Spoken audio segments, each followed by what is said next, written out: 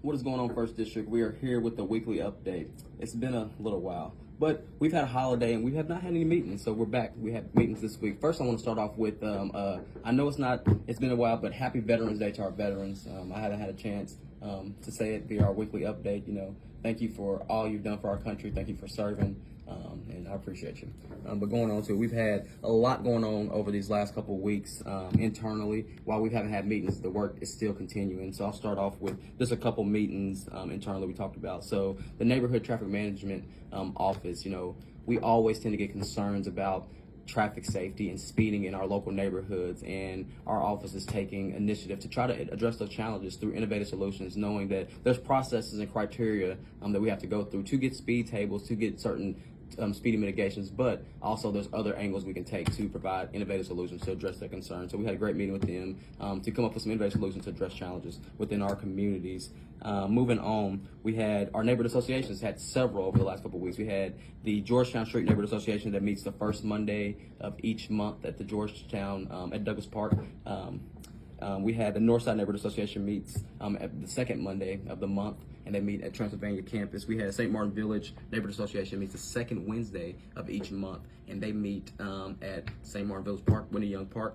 And then lastly, Williamsboro Brown Neighborhood Association meets the third Thursday at Martins. I always emphasize, please get active with our neighborhood associations. That's where you're gonna find us. That's where you can directly see us in the community. If you have concerns, have questions, bring it to us, and we will come back with solutions and answers. We had our Crawford Youth and Government Day last week, where we had our kiddos from our youth from Crawford come into the building. They learn about government, they learn about what the city is doing for them, and that most importantly, that they are a part of the solution, that their voices matter. That was a great day. We moved on to the Homelessness Task Force. So the mayor has appointed a Homelessness Task Force, and I'm honored to be a member of that task force so that I can be a voice at the table and be a part of the solutions as we look towards how we're going to address the needs of our unhoused folks in our community and what solutions are needed for the future. Moving on down to, I took part in a Young Democrats panel at UK. So they invited several council members to come talk about, our vision, our plans, why we wanted to get involved in the community, but most importantly, where we're going towards in the future. So it was great conversations at the University of Kentucky with the Young Democrats at Kentucky.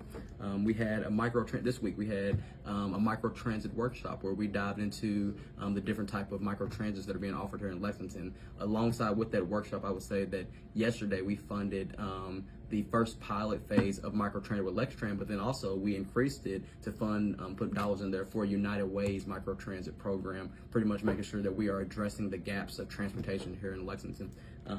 Moving on to, we had a pretty contentious zone change this week. It was not within my district, it was in the 3rd district, but what I will say is that public hearing, your voices matter. When the community relays their concerns, it matters, and we had to make hard decision this week, but in this case the decision fell in line with what the community's concerns. And then we also had a quarterly CAL where we talked about the cost of the infrastructure within the expansion area and what will be the burden of the city, what will be the burden of the developers, and how would that be paid for. And then lastly, we had our council meeting yesterday. It was pretty just straightforward. Nothing really came up. But then today, Friday, we will be having our community center tour at Castlewood, where we get to keep doing that community center work, trying to figure out how we can make our community centers more impactful, more accessible, but then also make sure that they're having resources that serve the surrounding community and addressing the challenges. And we also are rolling out our Bring Back the Bluegrass project initiative, where we're going into Marlboro Park as a pilot, and we're going to invest into that park. We're going to invest into that Bring Back the Bluegrass, make exactly what it's supposed to be, inform the community, but then also put direct investment into the park so that Bring Back the Bluegrass can be as beautiful as possible. So that is the weekly update for this week. As always, if you need me, if you need our office, just call 311, tell them Tyler Morton, put you in touch, and we'll be responsive. Thank you.